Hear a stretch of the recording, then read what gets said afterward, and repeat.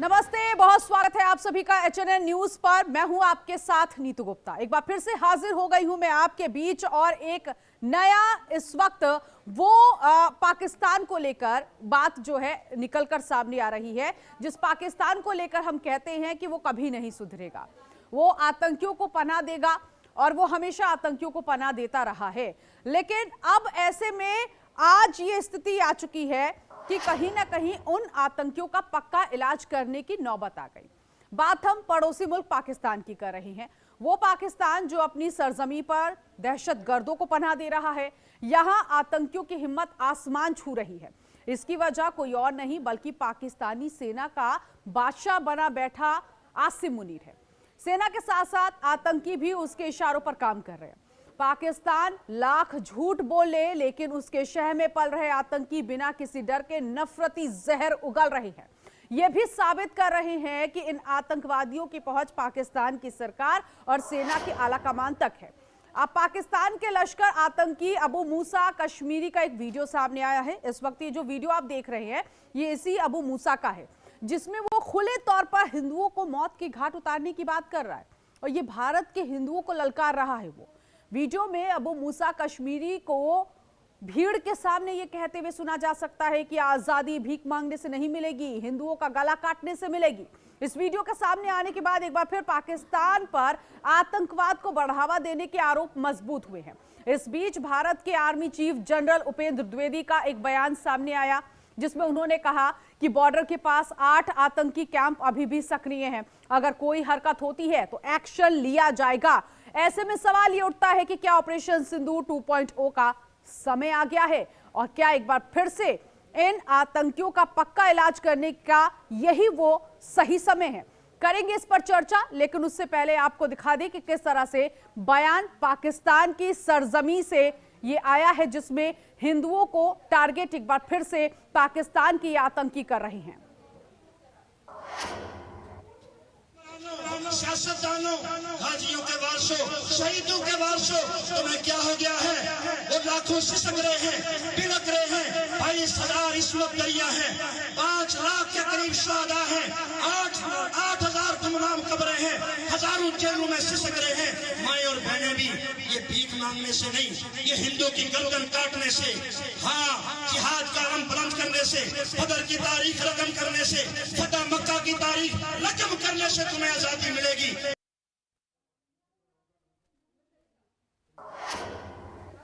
तो ये अबू मूसा, जिसका आपने ये सोशल मीडिया पोस्ट देखा, ये वीडियो देखा कि किस तरह से वो कह रहा है कि अब आजादी भीख मांगने से नहीं, आजादी मिलेगी हिंदुओं की गर्दन काटने से।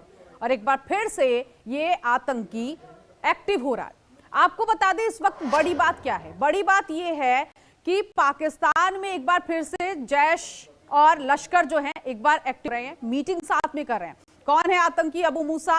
पाकिस्तान अधिकृत कश्मीर POK सक्रिय है, ये एक्टिव रहता है। जम्मू कश्मीर यूनाइटेड मूवमेंट का सीनियर कमांडर इसको माना जाता है। इसके अलावा आतंकी सैफुल्लाह कसूरी का ये करीबी भी रहा है। पहलगाम आतंक हमले से पहले भी इसको एक्टिव देखा गया। पहलगाम आतंकी हमले के बारे में भी इन सभी आतंक संगठनों ने मिलकर मीटिंग की थी। पहले भी कई बार भड़काऊ बयान ये दे चुका है और भारत के खिलाफ हमेशा ये नफरती जहर उगलता रहा है। तो ये है वो आतंकी अबू मूसा जिसका जिक्र हम कर रहे हैं। लेकिन इस वक्त पाकिस्तान में जो ये आतंकी पाले जा रहे हैं, पाकिस्तान की सरजमी पर पाकिस्तान की सेना इन्हें पाल रही है, पाकिस्तान की सरकार इन्हें पाल रही है। आखिर इनका इलाज कब होगा? इस वक्त खास मेहमान हमारे जुड़ गए हैं, इंट्रोडक्शन दे देते हैं कौन कौन इस वक्त हमारे साथ है। कर्नल TP त्यागी, वीर चक्र इस वक्त रिटायर्ड रक्षा विशेषज्ञ हमारे साथ जुड़ रहे हैं। रवि अरोड़ा, विदेश मामलों की जानकार इस वक्त हमारे साथ है पैनल में। राकेश कौल, कश्मीरी एक्टिविस्ट इस वक्त हमारे साथ है। ये तीनों ही खास मेहमान जो कि बताएंगे कि अब पाकिस्तान का क्या होगा।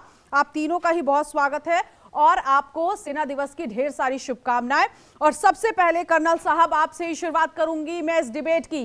अबू मूसा कह रहा है कि हिंदुओं की गर्दन काटने से उसे कश्मीर मिलेगा, उसे आजादी भीख मांगने से नहीं मिलेगी। तो मुझे आप बताइए, इस तरह के जो दहशतगर्द हैं, ये आतंकवादी हैं, इनका इलाज अब कैसे होगा? किसी को खुदकुशी का शौक हो तो क्या करे, कोई अब ये बनते रहे फिदायीन, ये काटते रहे गर्दन के, ऐलान करते रहे हिंदुस्तान में आएंगे तो इनके लिए 3.5 फीट के गड्ढे हमारे यहाँ तैयार है। दरअसल में अबू मूसा कश्मीरी, ये व्यक्ति ने ये कहा कि मैं पर्सनली पाकिस्तान के प्राइम मिनिस्टर से मिला, उनके दूसरे मिनिस्टर से मिला, और मैंने उन्हें बताया कि कश्मीर इशू का रास्ता शांति से, भीख मांगने से या डोजियर भेजने से नहीं होगा। उसका रास्ता है सीधे सीधे जिहाद, और वो जिहाद जिसमें हिंदुओं की गर्दन काटी जाए, ऐसा इसने कहा। और ये हालांकि हिंदुस्तान के खिलाफ हमेशा से ये बोलता रहा है, ये पहलगाम अटैक का भी एक प्लानर रहा है, लेकिन ये खास बात तब भड़की जब अबू कतल उसे अभी कुछ दिन पहले ही सिंध के अंदर कुछ अज्ञात बंदूकधारियों ने मार दिया। और वो था अबू कतल जिसने रजौरी में 2023 में एक अटैक करके 7 लोगों को मार दिया था। अब इसने जो ये कहा, इसको आप जोड़ के देखिए जो मसूद अजहर ने कहा। मसूद अजहर ने कहा कि रात को 3 बजे उठ के हमारे लोग हमसे कहते हैं, हे अल्लाह इंशाअल्लाह मुझे शहादत देने का मौका दो, मुझे पहले नंबर पे कर दो। और फिर मसूद अजहर कहता है कि ऐसे फिदायीन 1 नहीं, 2 नहीं, 100 नहीं, 1000 नहीं, और पूरे नंबर बता दूंगा तो पूरी दुनिया में खलबली मच जाएगी। एक वो कह रहा है, यानी कि वो जैश मोहम्मद का, और ये लश्कर तौबा की एक ऑर्गेनाइजेशन का एक सीनियर कमांडर ये कह रहा है कि हिंदुओं की गर्दन काटो। अब ये इनसे क्या प्रतीत होता है? इनसे ये प्रतीत होता है कि दूसरे देशों में आतंकी अपने कैंप बनाते हैं, लेकिन पाकिस्तान एक ऐसा देश है जो आतंकियों के लिए कैंप बनाता है। इनके तो जो कैंप थे वो बहावलपुर में, कोटली में, मुरीद के में नष्ट कर दिए गए थे, लेकिन दोबारा बिल्कुल ठीक कह रहे हैं आप। और देखिए फिर से मरकज तैयार हो रहा है। मरकज जो ये आतंकियों का ये मुख्यालय है, इसको फिर से रंगाई पुताई का काम यहाँ पर शुरू हो गया। मैं आती हूँ आपके पास, लेकिन रवि जी, जिस तरह से एक बार फिर से पहलगाम हमला, हमें याद था कि धर्म आधारित ये हमला हुआ, अब धर्म आधारित ये बयान सामने आया है मूसा का। किस तरह से ये इलाज होगा इन आतंकियों का? क्या ये अब वो वक्त आ गया है जिसका जिक्र बार बार हमारी सेना, हमारी सरकार करती है कि ऑपरेशन सिंदूर अभी खत्म नहीं हुआ, ऑपरेशन सिंदूर 2.0 का समय बहुत जल्द आने वाला है? जी बिल्कुल नीतू जी, मैं समझता हूँ जिस प्रकार से अबू मूसा का यह बयान आया है, अबू मूसा एक ऐसा आतंकवादी है जो लश्कर का खास आतंकियों में नाम आता है। और सबसे बड़ी बात, ये ब्रेन वॉश करने में माहिर है, कई युवाओं को ये आत्मघाती बना चुका है। और सबसे बड़ी बात यह है कि अपनी भाषा शैली के दम पर ये बहुत कुछ बदलाव जो आतंकियों को बनाने में करता रहा है। और खासकर जो एलओसी के पास जब इसका लास्ट मूवमेंट देखी गई, जब इसका बयान आने, जहां इसने युवाओं को प्रेरित करने के लिए, जिस प्रकार से उनको आतंकी बनाने के लिए जिस भाषा का इस्तेमाल किया और हिंदुओं को मारकर जिहाद लड़ने की बात कही, और सरकार को जिस प्रकार से चैलेंज करता नजर आया, यह साफ है कि ऑपरेशन सिंदूर के बाद अब बहुत सारे लोग हैं जो 72 हूरों के पास पहुंचना चाहते हैं, जिनको जो है जिस प्रकार से भी त्यागी जी बता रहे थे कि उनको कब्र में जाने का शौक है। शायद इसी वजह से ये उन लोगों को तैयार कर रहा है। और सच्चाई यह है कि जिस दिन हमारे जो सीडीएस है उनका बयान आता है उपेंद्र द्विवेदी जी का कि हमारे पास 8 ऐसे लश्कर, ऐसे आतंकी कैंप है जो हमारे टारगेट पर है और जो एक्टिव है पूरी तरह से, तो मतलब साथ है। उसके बाद उसी दिन शाम को हाफिज सईद का बेटा और मोहम्मद मसूद अजहर का के साथ एक मीटिंग होती है। उस मीटिंग में कई बड़े आतंकी, जिसमें से सैफुल्लाह कुरैशी, अबू मूसा समेत कई आतंकी शामिल थे। और उसमें बहावलपुर में जो मरकज सुभानअल्लाह मस्जिद जो उड़ाई गई थी ऑपरेशन सिंदूर के दौरान, उससे कुछ दूरी पर एक मस्जिद में यह मीटिंग होती है। मतलब साफ है कि इस्लामाबाद से 600 किलोमीटर की दूरी पर यह पूरी प्लानिंग की गई है। और उसके बाद लगातार जिस प्रकार से आप देख रही है, लगातार ड्रोन भारत की तरफ आ रहे हैं और कई एलओसी के कई बॉर्डर एरियाज पर लगातार देखे जा रहे हैं। भारतीय सेना उन्हें मार गिरा रही है, लेकिन सच्चाई यह है कि ये दोबारा से एक्टिव होने की कोशिश कर रहे हैं। ऑपरेशन की तैयारी जो सीरियस कर चुके हैं कि कभी भी अगर ऐसी हरकतें ये बाज नहीं आते तो हमला करने की भारत सरकार पूरे घर में घुसकर भारतीय सेना तैयार खड़ी है। हाँ राकेश कौल साहब, लेकिन इस वक्त मैं ये देख रही हूँ कि वाकई हम इन बयानों को दरकिनार नहीं कर सकते हैं। जिस तरह से घुसपैठियों का एक बार फिर से वो मूवमेंट देखा जा रहा है उसको भी हम नहीं दरकिनार कर सकते। ड्रोन जो इस वक्त उड़ाए जा रहे हैं इन सबको दरकिनार नहीं कर सकते। क्या ये सब चीजें बता रही हैं कि इस वक्त पाकिस्तान एक बार फिर से बड़ी प्लानिंग कर रहा है, टेरर अटैक की प्लानिंग कर रहा है? और कश्मीर में मैंने तो ये भी सुना कि कश्मीर में हाई लेवल मीटिंग भी की जा रही है सेना की तरफ से, सुरक्षा एजेंसियों की तरफ से। बिल्कुल आपकी बात सही है। सबसे पहले आज आर्मी डे है, उस पर मुबारकबाद देना चाहता हूँ पूरी आर्मी को जो हमारे हिंदुस्तान की है। आपको पता है 2 दिन से सिक्योरिटी रिव्यू मीटिंग यहाँ चल रही है जम्मू में है। वो इसीलिए है कि जो गतिविधियां देखी गई है, चाहे वो ड्रोन के तरीके से देखी गई या कबूतर के हिसाब से देखी गई है, इसी की और 26 जो जनवरी आने वाला है उसके लिए सिक्योरिटी रिव्यू मीटिंग है। हम पिछले 3 दशक से देख रहे हैं। देखिए मैं कश्मीरी पंडित हूँ जो एक इस मिलिटेंसी का एक पीड़ित हूँ जो अपने घर से 36 साल से बाहर है और सुनवाई कहीं है ही नहीं है। जितना मैं जानता हूं इस मिलिटेंसी को उतना मुझे किसी को लगता नहीं कि अंदाजा होगा है, क्योंकि पाकिस्तान की हर वक्त यही चाल है किसी न किसी तरीके से हिंदुस्तान को कहीं ना कहीं जख्म देंगे।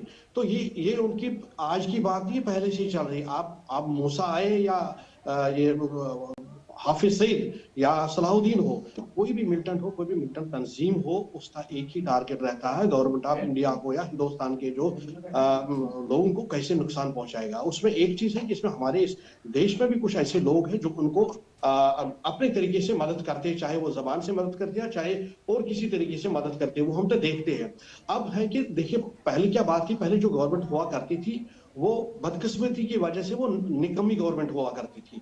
ये उनको मिलिटेंटों को red carpet and green carpet डाला जाता है। मगर आज स्थिति बदल गई है, बालाकोट हुआ है, ऑपरेशन सिंदूर फर्स्ट हो गया है, सेकंड की तैयारी हो रही है और हमारे अपनी जो फौजी है जो हमारे जो रक्षा कर रहे हैं उन पर पूरा भरोसा है कि उस दिन जो मई 6-7 को अगर पाकिस्तान बच गया थोड़ा सा, जो आने वाला वक्त है पूरी तैयारी के साथ मुझे लग रहा है नक्शे से भी मिट जाएगा। मगर ये तब होगा जब जो इंटरनल हमारे यहाँ जो हिंदुस्तान में जो कुछ लोग रहे हैं जो उनको बढ़ावा दे रहे हैं, जो इनको स्टेटमेंटों को आगे चला रहे हैं या यहाँ से कोई गलत ऐसा स्टेटमेंट देते हैं जो पाकिस्तान में एक वो ट्रेंडिंग में चला जाता है, सबसे पहले जो यहाँ है उन पर कार्रवाई करनी है। देखिए जो POJK है जहां से उन्होंने भाषण दिया है, ये जो बोला उन्होंने, जो जहर उगला है उसने और एक चीज मैं और यहाँ पर ऐड करना चाहूंगी राकेश जी, क्योंकि बहुत ताज्जुब की बात है कि खुद जम्मू कश्मीर में PDP के नेता कहती हैं कि भाई धर्म पूछकर तो अटैक नहीं किया था पहलगाम मामले को लेकर, और ऑपरेशन सिंदूर का क्या फायदा। मतलब इस तरह के स्टेटमेंट्स आ रही हैं। उन नेताओं को यहाँ पर देखने की जरूरत है कि क्या हालात हो रहे हैं, किस तरह से ये तैयारी पाकिस्तान कर रहा है, और ये छोटी छोटी चीजें, छोटी छोटी हरकतें करके वो बड़ी प्लानिंग की एक बार फिर से तैयारी कर रहा है। देखिए जब तक वो कुर्सी से बाहर है तब तक वो ऐसे स्टेटमेंट देते रहेंगे, वो ये स्टेटमेंट चेंज नहीं करेंगे, क्योंकि अगर वो स्टेटमेंट चेंज कर लिया वो वहां से उनको पता है कि अगर हम ये स्टेटमेंट देंगे तो हम कुछ लोगों के प्यारे बनते हैं, तो वो स्टेटमेंट वो देते रहते हैं, वो हिंदुस्तान के खिलाफ। वो तो आपको भी पता, हमें भी पता है। अब किसी का नाम पूछा जाता है तो उस पर भी वो बवाल उठाते हैं। कन्याकुमारी से लेके इधर कश्मीर तक एक ही एक वो राग अलापते हैं। तो आप खुद देखिए यहाँ से बंदा जाता है और यहाँ पहुंचता है, क्या कहते हैं उसको, अयोध्या, वहां पर नमाज पढ़ने। ये देखिए कितनी मानसिकता इनके पास है, ये कितना सोचते हैं। तो जब तक कि इंटरनल जो यहाँ पर हमारे बैठे हैं जो दुश्मन है, जब तक उन दुश्मनों पर कार्रवाई नहीं करेंगे तब तक बहुत मुश्किल है। ठीक है कर्नल साहब, लेकिन इस वक्त देखिए अभी हाल फिलहाल में जिस तरह से आर्मी चीफ ने प्रेस कॉन्फ्रेंस करके बताया कि अभी भी जो आतंकी कैंप हैं वो एक्टिव हैं और उस पर नजर है भारत की सेना की नजर है उस पर, जिसमें उन्होंने बोला कि वो उंगलियों पे गिन के बता देंगे कि 6 LOC के तरफ में इनके जो टेरर कैंप है वो एक्टिव है और 2 IB के ऑपोजिट ये टेरर कैंप एक्टिव है। इसका मतलब एक बार फिर से पाकिस्तानी एक तो मरकज भी तैयार कर रहा है, अपने युवाओं को ब्रेन वॉश करेगा, ट्रेनिंग देगा, आतंकी हथियार, और ISI से इनकी फंडिंग हो रही। मतलब जिस पाकिस्तान के पास खाने के लिए पैसा नहीं है उसे ISI फंडिंग कर देता है कि भाई हथियार खरीदो, आतंकी तैयार करो। जी ये तो वो भी कहते रहे हैं कि ये जो पैसा है इंटरनेशनल मॉनेटरी फंड का, अगर इसका ठीक इस्तेमाल हुआ होता तो आज पाकिस्तान सऊदी अरेबिया से ज्यादा रईस होता और ब्रिटेन से ज्यादा डेवलप्ड होता। लेकिन मैं अब आपके सामने कुछ सॉल्यूशन बताता हूँ। बिल्कुल सर, बिल्कुल बताइए। मैं राकेश जी की बात से पूर्णतः सहमत हूँ। क्या ये प्रैक्टिकली पॉसिबल है कि किसी दूसरे देश के 3 आतंकी आए और यहाँ कश्मीर के अंदर जहाँ पे 1/3 से भी ज्यादा सेना मौजूद है वहां पे हरकत करके चले जाएं बगैर स्लीपिंग सेल के? और स्लीपिंग सेल की जो मदद है, क्या वो पॉसिबल है विदाउट पॉलिटिकल पैट्रोनेज के? और क्या ऐसे पॉलिटिकल लीडर्स जो ये कहते हैं कि पाकिस्तान ने चूड़ियां नहीं पहन रखी, अगर चाइना का रूल हिंदुस्तान में आ जाए तो हमारे लिए अच्छा है, और ऐसे भी लीडर हैं जो ये कहते हैं कि हिंदुस्तान की सेना तवांग में चाइना से पिट के आ गई, या हिंदुस्तान की सेना का सेनापति गली का गुंडा है। जो इस किस्म के पॉलिटिकल लीडर्स के स्टेटमेंट हैं, क्या हमने एक के खिलाफ भी एक्शन लिया? लिहाजा पहला पॉइंट यहाँ से स्टार्ट होता है जो राकेश जी ने सही कहा कि कम से कम एक पॉलिटिकल लीडर के खिलाफ एक्शन लिया जाए तो बाकियों को अपने आप इबरत हासिल होगी। दूसरा सॉल्यूशन, हमारी जो इंटेलिजेंस एजेंसीज है 2 दर्जन से ज्यादा है, रॉ है, research and analysis wing, information bureau, cyber bureau, military intelligence वगैरह। पाकिस्तान की जितनी एजेंसीज हैं इंटेलिजेंस एजेंसीज, वो डायरेक्टली एक के अंडर में आती है, यानी कि ISI। तो हिंदुस्तान को भी इंटेलिजेंस ठीक से सिंथेसाइज हो जाए और जल्दी हो जाए, इसके लिए कुल मिलाकर कर्नल साहब इस बार जो ये ऑपरेशन, सुनिए हाँ बिल्कुल, बोलिए सर, बोलिए। एंकर का काम ये नहीं है। नहीं, बोलिए। सुनिए, मैं छोड़ दूंगा अगर आप ऐसे बात करें। तो मैंने आपको दूसरा सॉल्यूशन बताया। तीसरी बात मैं आपसे पूछता हूँ कि वहां पे क्या करते हैं? Joint operation. हिंदुस्तान क्या कर रहा है? Joint operation. ज्वाइंट ऑपरेशन का क्या मतलब हुआ? जो सोल्जर है वो कहता है मैं मिनिस्ट्री ऑफ डिफेंस में आता हूँ, जो पैरामिलिट्री फोर्स यानी कि CRPF या BSF का जवान है वो कहता है मैं मिनिस्ट्री ऑफ होम में आता हूँ, जो पुलिस का सिपाही है वो कहता है मैं J&K एडमिनिस्ट्रेशन में आता हूँ। अरे एक बटालियन की 4 फील्ड कंपनी के अंदर तालमेल करने में घंटों लग जाते हैं, यहाँ 3 मिनिस्ट्री में कैसे लगेंगे?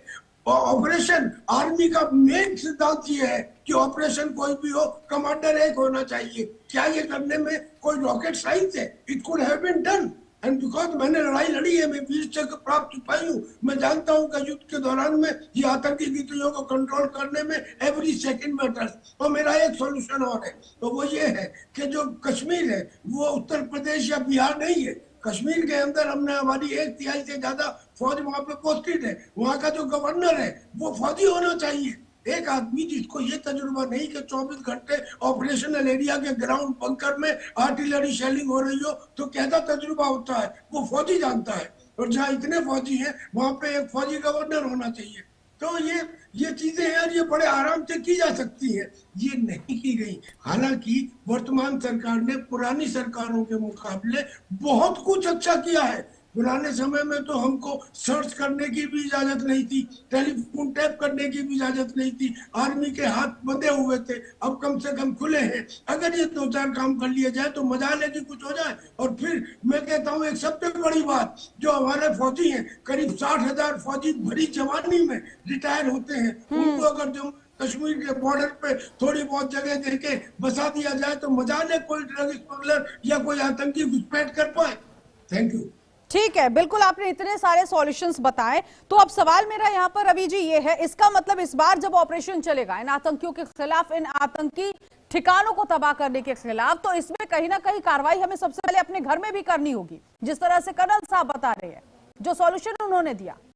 नीतू जी मैं बहुत ही जिम्मेदारी के साथ एक बात कहना चाहता हूँ कि भारत की लगातार जो जम्मू कश्मीर में ऑपरेशन ऑल आउट चला रही है, बार ऑपरेशन चल रहा है, और उन सभी और एक चीज और रवि, क्या इस बार की तैयारी और जबरदस्त होगी? ये इसलिए भी क्योंकि फ्रांस में PM नरेंद्र मोदी जो डिप्लोमेटिक एडवाइजर है उनसे मुलाकात कर रहे हैं, इसका मतलब बहुत बड़ी डील होने वाली है। जी नीतू जी, स्पष्ट यही दिखता है, जो JKLF का चीफ था यासीन मलिक, उसको बिरयानी खिलाने वाली सरकार नहीं है ये जो सरकार है, ये डोजियर देने वाली सरकार नहीं है, ये डोज देने वाली सरकार है। और डोज भी देखिए, जब कोरोना आया तो हमें 2 डोज लेनी पड़ी, बूस्टर भी लेना पड़ा, लगातार डोज दी जा रही है और बूस्टर भी दिया जाएगा। और सबसे बड़ी बात यह भी मैं स्पष्ट कर दूं कि जिस प्रकार से अलगाववादी एक शब्द दिया गया था, जिस प्रकार चरमपंथी एक शब्द दिया गया था, अब सीधा इन आतंकियों को वो सजा देने का काम सरकार कर रही है। ऐसा नहीं है, हर चीज पर नजर रखी जा रही है। ऑपरेशन ऑल आउट फिर मैं बता दूं लगातार जारी है और सरकार की आंखें पूरी तरह से चाक चौबंद है। आईडी रा लगातार अपनी इनपुट लगातार दे रही है और उन इनपुट्स पर ही लगातार ऑपरेशन 2 की तैयारी हो चुकी है। जैसी भी जरा सी भी गलती पाकिस्तान की तरफ से हुई और मैं समझता हूँ इनको हिंदुस्तान में आने की जरूरत नहीं पड़ेगी। इनकी खबरें जो गड्ढे हैं वो वही बिछा दिए जाएंगे। ये मैं बड़ी जिम्मेदारी के साथ आपके सामने बता रहा हूँ। और दूसरी बात, इस सरकार पर भारत की जनता को, देश के आवाम को पूरी तरह से भरोसा है कि अब वो वैसे हमले जो पहले हुआ करते थे वैसे ब्लास्ट हिंदुस्तान में नहीं होंगे। कहीं अगर कोई गलती होती है, किसी भी गलती से कुछ ऐसा होता है तो उसका तुरंत संज्ञान लिया जाता है। अब डोजियां नहीं दिए जाते, अब सीधा डोज दी जा रही है। मैं समझता हूँ भारत सरकार पर देश के आवाम को पूरा भरोसा है और खासकर चाहे जितने मर्जी, क्योंकि देखिए ऑपरेशन सिंदूर में इतनी चोट खा चुके हैं, मोहम्मद मसूद अजहर का पूरा परिवार खत्म हो चुका है और ऐसे में कहीं ना कहीं ये बिलबिला रहे हैं दोबारा से। इनको लग रहा है कि हम इनको जो फंडिंग होती है और खासकर आसिफ मुनीर कहीं ना कहीं अपना दबाव बनाने के लिए पाकिस्तान के अवाम पर इस प्रकार के इन लोगों को एक्टिव करता है। और ये बयान मूसा के नहीं है, ये बयान असल में ISI के हैं, ये बयान असल में वहां की सेना के हैं और कहीं ना कहीं भारत को दबाव डालने के लिए सब प्रयास किए जा रहे हैं। लेकिन भारत घर में घुस के मारेगा और मारता रहा है लगातार जिस प्रकार से तब से मोदी सरकार आई है, यह प्रदेश देख रहा है। और लेकिन कश्मीर में कैसे हालात हैं इस वक्त ऑपरेशन सिंदूर के बाद? राकेश जी मुझे बताइएगा, क्योंकि हम हर दूसरे दिन यही सुन रहे हैं कि आतंकी वहां पर एक्टिव हैं, मुठभेड़ हो रही है, कैंप खंगाले जा रही हैं, अलग अलग ठिकाने, यहाँ तक कि अलग अलग डिस्ट्रिक्ट, वहां पर भी हर दिन सुरक्षा एजेंसियों की टीम पहुंच रही है, जांच की जा रही है। ऑपरेशन सिंदूर के बाद तो कश्मीर में इतनी सुरक्षा बढ़ा दी है जो शायद इससे पहले नहीं थी। क्या देख रहे हैं आप वहां पर? मैडम, आपको पता है कि ये जो आप बोल रहे हैं कश्मीर में जो हालात ठीक है, तो अगर हालात ठीक होते तो हम 36 साल से अपने घरों से बाहर नहीं होते। मैं यही पूछ रही हूँ, कैसे हालात है वहां पर? बिल्कुल बिल्कुल, आपको टूरिज्म बढ़ा देने से ये नहीं है कि कश्मीर के हालात ठीक है। कश्मीर के हालात वैसे ही है जैसे देखिए, कहीं कहीं किसी न किसी जगह पर आप मिलिट्री कार्रवाई भी देखोगे, कहीं ना कहीं आप सिक्योरिटी फोर्सेस भी कार्रवाई उनके ऊपर देखोगे। कहीं ना कहीं ऐसा लग रहा है कि कुछ ऐसी जगह है वो अभी भी गवर्नमेंट ने बंद कर दी है, क्योंकि इसका आभास अभी भी है कि मिलिटेंट अभी भी है वहां। ऐसा नहीं है कि, क्योंकि खुद जब आप देख रहे हैं जब कोई स्टेटमेंट पाकिस्तान या POJ से आता है, वो कितना खतरनाक स्टेटमेंट होता है कि जब तक कि उनको ग्रास रूट पे वहां तक कुछ फीडिंग नहीं होती है तब तक वो ऐसा स्टेटमेंट नहीं देते हैं। तो आप देखिए ना, एक कार्रवाई आज गवर्नमेंट ने स्टार्ट की है वहां से कि जितने भी मस्जिदें हैं, जितने भी दरसगाहें हैं, जो भी उनके लोग हैं, उनका नाम, उनका पंजीकरण कराना, उनकी डिटेल चाहिए, उनका अकाउंट चाहिए फेसबुक का, वो क्या बोलते हैं, क्या लिखते हैं, उस पर भी आपत्ति या पॉलिटिकल लीडरों को आगे क्यों के ले रहे हैं। हमें तो कोई एतराज नहीं, अगर हमारे मंदिरों से कोई किसी पुजारी की डिटेल पूछी जाए तो हमें कोई आपत्ति नहीं है। इनको आपत्ति क्यों है कि जब तक कि कहीं चोर की दाढ़ी में तिनका नहीं है तब तक ये कोई बोल नहीं सकता है। मैं सबसे पहले यही बोल रहा था कि बदकिस्मती थी कि 90 में गवर्नमेंट हमारी निकम्मी थी, इतनी मजबूत गवर्नमेंट नहीं थी कि हमें वहां से घरों से हमें निकाला गया मार दाड़ करके। और जो भी हमारे साथ उस वक्त हुआ है वो आज भी हिंदुस्तान में शायद लोगों को पता नहीं है। अगर पहलगाम का सानिया नहीं हुआ होता, पहलगाम में किस तरह चुन चुन के मारे गए, इसी तरह हमें भी मारा गया वहां से, चाहे वो नाड़ी मरक था, चाहे संग्रामपुर था, चाहे चिट्ठी सिंहपोरा था, चाहे और भी कोई जगह था। यही तो एक बदकिस्मती है कि हिंदुस्तान के अपने ही जो सनातनी है वो अपने घरों से 36 साल से बेघर है, क्योंकि गवर्नमेंट की पॉलिसी जो होनी चाहिए वो गवर्नमेंट की पॉलिसी कहीं पे भी आपको दिखाई नहीं दे रही है। अब आप सिक्योरिटी जाल बिछा के कोई कार्यक्रम कराओगे, उससे क्या लगता है आपको हालात ठीक नहीं है। जब तक कि आप POJ के पर कब्जा नहीं करोगे, जब तक कि आप पाकिस्तान को इतनी गहरी चोट नहीं पहुंचाओगे, जब तक कि आप हिंदुस्तान में जो छुपे हैं, जो इनके आका है, जो इनका पैरवी करते हैं, चाहे वो किसी भी स्टेट से हो, चाहे वो हैदराबाद से हो, चाहे कश्मीर से हो, चाहे बिहार से हो, चाहे दिल्ली से हो, जब तक कि उन पर कोई सख्त से सख्त कार्रवाई नहीं की जाएगी तब तक कश्मीर की हालत जैसे कि वैसे रहेगी। और भी एक बात मैं बताना चाहता हूं, क्योंकि लोग सुन रहे हैं, क्योंकि जब कभी कोई मरता है और कोशिश यही रहती है कि इसको अपने आपाई गांव या अपने कस्बा ले जाए, उसका अंतिम संस्कार या अंतिम उसका वही करे। हमारी कम्युनिटी एक बदकिस्मत कम्युनिटी, हमने हमारा शमशान घाट भी खाया, भी उन्होंने खो दिया है। तो इससे क्या हो सकता है, इससे क्या इतना खराब स्थिति हो सकती है जो हमारे लिए हम देख रहे हैं। ठीक है, लेकिन कर्नल साहब आपने इतने सॉल्यूशन मैडम बताया। मुझे कहीं थोड़ा सा मुझे कोई कार्यक्रम है, मैं माफी चाहता हूँ। तो ठीक है, ओके सर, ओके। कर्नल साहब मुझे ये बताइएगा, जिस तरह से आपने सारे सॉल्यूशंस बताए, आपने ये भी कहा कि जम्मू की जो गवर्नर हैं वो फौज की होनी चाहिए, लेकिन यहाँ पर अब हम क्या आप ये अंदेशा जता रहे हैं कि जब ये ऑपरेशन जो सिंदूर है वो लगातार जारी है, 2.0 हम जब देखेंगे इसमें किस तरह का बदलाव होगा? क्योंकि पहले की तरह तो होगा नहीं कि एयर स्ट्राइक किया, आतंकी ठिकानों पर बम गिरा दिए, बारूद गिरा दिए, क्योंकि ये आतंकी तो जानते हैं। क्या अब इस बार ये जबरदस्त होने वाला है? जबरदस्त इसलिए भी क्योंकि लगातार रक्षा मंत्री राजनाथ सिंह कह चुके हैं कि अब अगर आतंक फैलाएगा, आतंकी अगर आतंक को फैलाता है, बढ़ावा देता है, तो उसका जवाब भी बहुत तगड़ा होगा। अब कहीं से भी आतंकवादी गतिविधि होती है तो उसके लिए फिर वो तैयार हो, मतलब किसी भी सूरत में अब उसे माफ करने वाली स्थिति नहीं है। और फिर ये नहीं देखा जाएगा कि किस देश ने क्या किया, अब डायरेक्ट देश पर होगा हमला। तो क्या होगा पाकिस्तान का? आपने बिल्कुल सही कहा, और ये बात सही है कि हमारे डिफेंस मिनिस्टर ने ये कहा कि कराची का रास्ता सर क्रीक से होकर गुजरता है, गड़बड़ की तो भूगोल और इतिहास दोनों बदल देंगे। और हमारे chief of the army staff general Dwivedi ने भी ये कहा कि हम ऑपरेशन सिंदूर 1 में ग्राउंड ऑपरेशंस के लिए तैयार थे पूरी तरह से, यानी कि ये इशारा दे दिया कि अब ऑपरेशन सिंदूर 2 अगर हुआ तो केवल बम्बार्डमेंट नहीं, ग्राउंड ऑपरेशन भी होंगे। यहाँ तक बातें बिल्कुल सही हैं। अब एक मैं सिंपल कॉमन सेंस से कहता हूँ, अगर मेरे घर में आग लग जाए तो क्या मैं संविधान की धाराओं का विश्लेषण करूंगा या तुरंत एक्शन लूंगा? ये कह के मैं ये बताना चाह रहा हूँ कि क्या दिल्ली में जो बम ब्लास्ट हुआ, उस ब्लास्ट के बाद हमने एक्शन नहीं लिया, हम उसे इकट्ठा करते रहे। अब जब ऑपरेशन सिंदूर 2 होगा तब हम एक्शन लेंगे। अरे हमको सर्जिकल स्ट्राइक चाहिए या क्विक स्ट्राइक चाहिए, यानी कि कोई भी वारदात होती है तुरंत उसका जवाब दिया जाए, तो दूसरी वारदात या तो होगी नहीं या बहुत दिनों बाद होगी। तो आंसर क्या आया? आंसर ये आया कि एक बड़े हमले की बजाय छोटा एक्शन लिया जाए। जैसे ही कोई वारदात होती है, जैसे ही दिल्ली वाला मामला आया था, कुछ एक्शन लिया जाना चाहिए था। आज से 10 साल पहले हम उस स्थिति में नहीं थे, आज है। आज हमारे पास राफेल है, आज हमारे पास अपाचे हेलीकॉप्टर है जिनमें स्टैंड ऑफ कैपेबिलिटी है।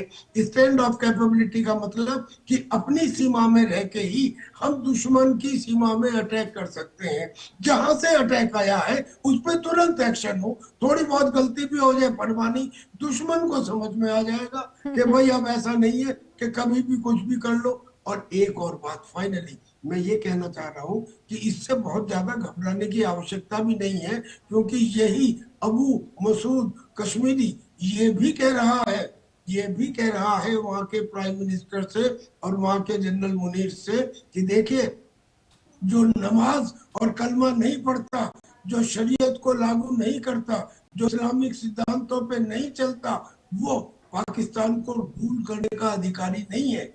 यानी ये खतरा उस देश के लिए भी है। इसे कहते हैं कि सांप पालोगे तो सांप तुम्हें भी काटेंगे। ये इस मेंटेलिटी के हैं कि ये वहाँ के हुक्मरान के खिलाफ भी बोल रहे हैं। इन्होंने हुक्मरानों के ऊपर बहुत चार्जेस लगाए हैं करप्शन के, वरना ये ना कहते कि साहब तुमने पैसे का दुरुपयोग किया, अदरवाइज हम तो सऊदी अरेबिया से ज्यादा रईस हो जाते और ब्रिटेन से ज्यादा डेवलप्ड हो जाते। इसका मतलब सीधा ये निकला कि ये पाकिस्तान के भी सगे नहीं है ये आतंकी, लेकिन हमें इनके प्रति सावधान रहना है। और सावधान रहने के लिए दो बातें सबसे ज्यादा। अच्छा, मुझे आपकी बातों में एक चीज और मैं ऐड करना चाहूंगी। आप कहना ये चाहते हैं कि अब वो वक्त नहीं है कि पहले वो अटैक करे तो हम अटैक करें, अब वो वक्त आ गया है कि अगर गतिविधि हो रही है तो लगातार अटैक किया जाए, खत्म ही कर दिया जाए।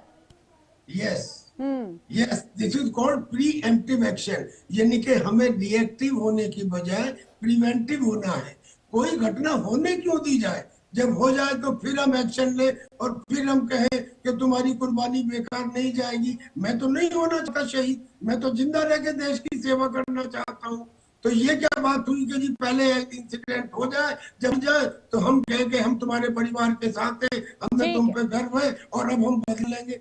भाई ऐसी सिचुएशन ही क्यों आने थे? इतना बड़ा देश 140 करोड़ का, और थोड़े बहुत मुट्ठी भर आतंकी आगे में हाथ दिखा दे, ये समझ में ही नहीं आता, ये नैरेटिव ही समझ नहीं आता।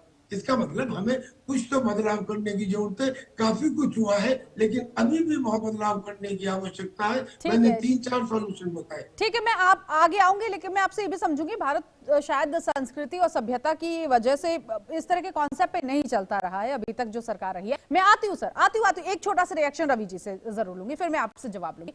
रवि जी, लेकिन एक चीज यहाँ पर, जिस तरह से ये आतंकी बरगलाने की कोशिश कर रहे हैं, गीदड़ भपकी दे रहे हैं, ऐसे में भारत की दार, क्योंकि अभी कर्नल साहब भी कह रहे थे कि स्लीपर सेल्स है जो बहुत ज्यादा एक्टिव है। जब अपने देश में ही कुछ ऐसे लोग हैं, आसानी से तो ये गतिविधियां हो नहीं जाती है, लेकिन जब ये लफ्ज आ रहे हैं, ये अल्फाज आ रहे हैं कि जिहाद होगा एक बार फिर से, उसकी जरूरत है, और वो भी पड़ोसी मुल्क पाकिस्तान की तरफ से, तो यहाँ पर तो वो बांटने वाला काम करने की तो कोशिश कर ही रहे हैं। अब इसमें देखिए ना, अब देखिए एक चीज और कि हिंदुओं की गर्दन काटने का मतलब सिर्फ एक स्पेसिफिक धर्म को यहाँ पर टारगेट किया जा रहा है एक बार फिर से। जी, मुझे लगता है जब आपको याद होगा कि जब पहलगाम में हमला हुआ था, तब धर्म पूछकर हमला किया गया था, उनकी हत्याएं की गई थी। उस समय पे वक्फ बोर्ड को लेकर पूरे देश के अंदर एक अलग सा माहौल था, और कहीं ना कहीं हिंदू मुसलमानों को आपस में बांटने के लिए ही यह साजिश थी। लेकिन ऑपरेशन सिंदूर के बाद बिल्कुल ठंडा कर दिया उन लोगों को। पर सच्चाई यह है कि पाकिस्तान के द्वारा लगातार, देखिए JKLF ने जब जिस प्रकार से हिंदुओं को, कश्मीरी पंडितों को वहां से भगाया था और कैसे कत्लेआम मचाया, तो उसके बाद से ही कहीं ना कहीं एक बड़ा नेटवर्क देश भर में खड़ा करने की कोशिश की गई इनके स्लीपर सेल्स का। और उन पर अभी तक, क्योंकि पूरी तरह से आप नहीं जान सकते, यह स्लीपर सेल्स तभी एक्टिवेट किए जाते हैं जब उनकी जरूरत होती है। लोगों ने एक स्लीपर सेल को दूसरे से कनेक्टेड किसी भी प्रकार से नहीं होने दिया जाता। तो इसके अंदर कहीं ना कहीं सरकार के सामने बहुत बड़ी चुनौती होती है, और खासकर कुछ कट्टरपंथी हमारे देश के उनको पसंद करते हैं। मैं समझता हूं देश के अंदर जब यूनिफॉर्म सिविल कोड के खिलाफ ये लोग बात करते हैं, तो इनको सजा उन्हीं के जो इनको पसंद है शरीयत, उसी कानून के हिसाब से चौराहे पर जाकर इनको फांसी दे देनी चाहिए। क्यों जेलों में आतंकवादियों को रखा जाता है? कोई जरूरत नहीं है, क्योंकि कानूनी तौर पर इनको सजा देने का प्रोसेस बहुत लंबा हो जाता है। मुझे लगता है हम उन पर इतना खर्चा क्यों करें, इनको इनके कानून।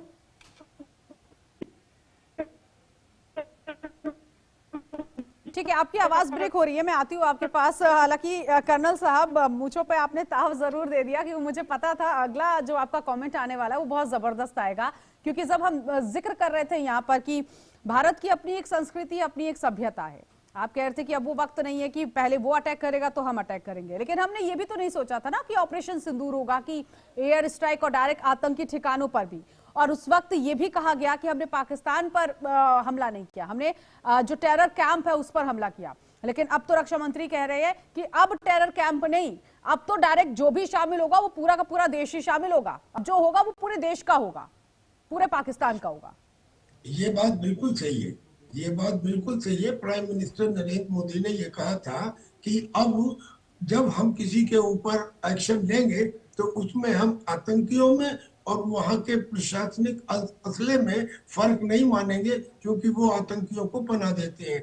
मैंने शुरू में कहा कि आतंकी अपना कैंप दूसरे देशों में बनाते हैं। पाकिस्तान एक ऐसा देश है जो आतंकियों के लिए कैंप बनवा रहा है, और तो और उसने जैशे मोहम्मद और लश्कर तैयबा को मिलवा दिया है, और तो और उनको सलाह दी है कि आप जमातुल मोमिनात यानी कि महिलाओं को उसमें शामिल करो। एक उसकी महिला लखनऊ में पकड़ी भी गई थी। और ऐसे ही ऐसी स्थिति में अब जो हमारी तरफ से जो आपने शब्द कहा कि हिंदुस्तान की सभ्यता, वासुदेव कुटुंबकम और सहनशीलता, इस वजह से हम नहीं करते हैं। यहाँ मैं आपको एक बात बताना चाहता हूँ, हमारे धर्म गुरुओं की इसमें कमी रही है। हमारे धर्म गुरुओं ने हमें सिखाया करुणा, दया, क्षमा वगैरह, सहनशीलता। अच्छी बात है, सहनशीलता होनी चाहिए, परिवार में होनी चाहिए, समाज में होनी चाहिए, लेकिन ये व्यक्तिगत चरित्र का हिस्सा है, ये राष्ट्रीय चरित्र का हिस्सा नहीं है। जब राष्ट्र की सुरक्षा सवाल हो तो सहनशीलता 0 होनी चाहिए, घर में 100% होनी चाहिए। अब आप सोचिए, अगर पृथ्वीराज चौहान ने सहनशीलता दिखाते हुए पहली बार में मोहम्मद गौरी को माफ ना किया होता तो आज हिंदुस्तान का इतिहास दूसरा होता। बिल्कुल। कहने का मतलब है कि ये सहनशीलता और ये सभ्यता बहुत अच्छी है समाज में और परिवार में, लेकिन जब राष्ट्र की सुरक्षा का सवाल हो तो ये 0 होनी चाहिए। This is not required, this is not required. ये एक इतनी सी बात है, हमारे धर्म गुरुओं ने अगर ये बताई होती तो शायद आज ये और ये जो शब्द जिसका जिक्र आप कर रही हैं, ये तो तब है ना मुमकिन जब इंसान पहली बार गलती करे। जानबूझकर अगर उससे गलती, जानबूझकर तो गलती होती नहीं है, अगर गलती से गलती हो जाए चीजें तब तो वहां पर ये आता भी है। लेकिन पाकिस्तान एक तो आतंकियों को पालता है, ऊपर से नाम भी नहीं लेता है, और उसी की सरजमी से ये वीडियोस भी आते हैं।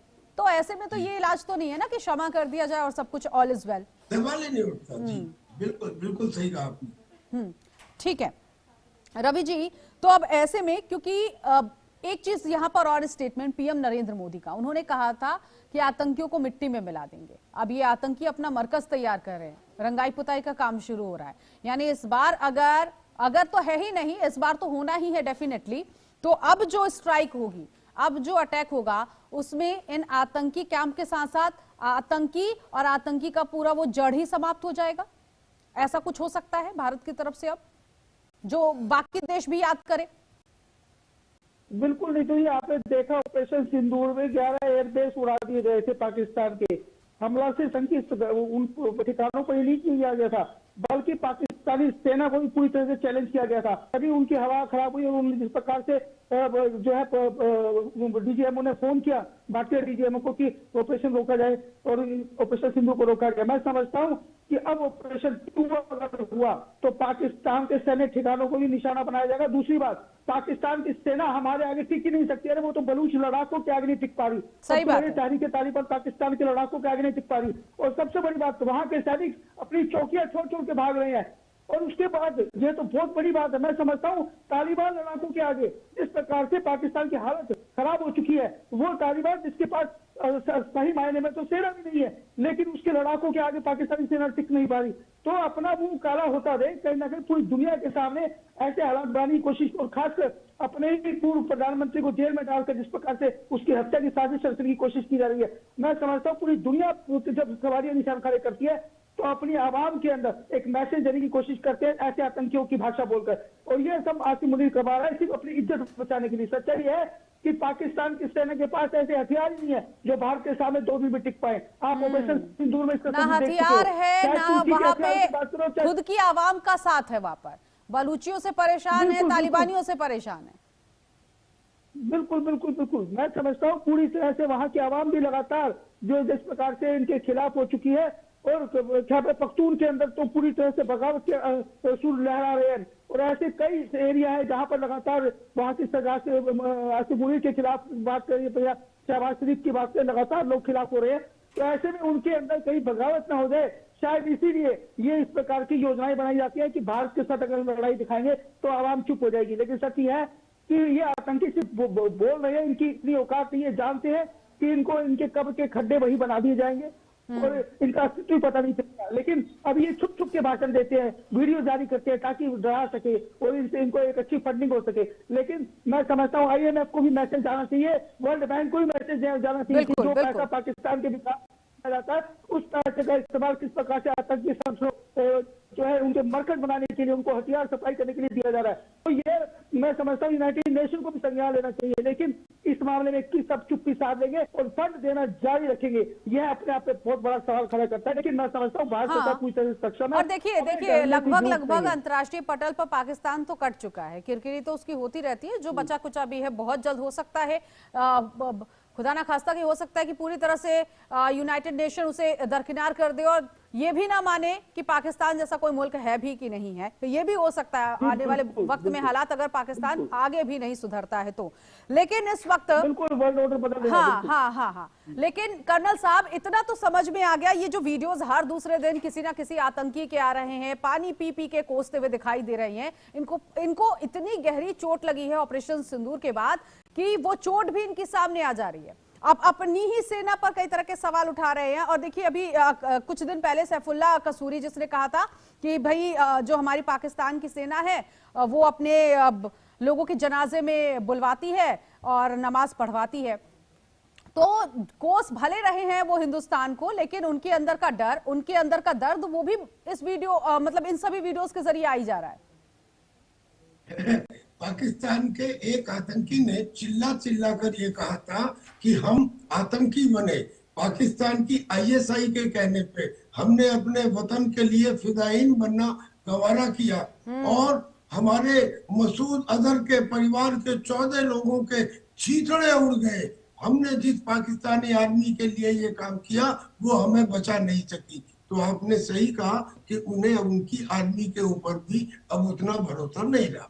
हाँ। लेकिन हिंदुस्तान के अंदर बहुत सारे लोग आपको ऐसे मिल जाएंगे इस किस्म की एडवाइस करने वाले कि नहीं, देखिए पाकिस्तान के साथ में अमेरिका है, देखिए पाकिस्तान के साथ चाइना है, ये ऐसा ठीक है सर, वक्त की कमी है। लेकिन सबसे बड़ी बात आखिर में यही कहूंगी कि भले ही अगर जो लोग कह भी रहे हैं कि अमेरिका है, अमेरिका खुद कह रहा है कि कितनी बार पाकिस्तान गुहार लगाता रहा है और भले ही ट्रंप की गोदी में आसिम मुनीर बैठ जाए, लेकिन होगा वही जो खुदा मंजूर करेगा। अल्लाह की इबादत तो हर दिन वो करते हैं, लेकिन अल्लाह भी नहीं सुन रहा है इस वक्त उनकी, हालात जिस तरह से बने हुए। बहुत शुक्रिया आप खास मेहमानों का हमारे साथ जुड़ने के लिए। तो कुल मिलाकर पाकिस्तान जो कि इस वक्त आतंकिस्तान तो बना ही हुआ है और उसकी धरती से ये जो आतंकी हैं वो हर दिन कोस रहे हैं, कोसने से कुछ नहीं होगा, अब इलाज पक्का होगा।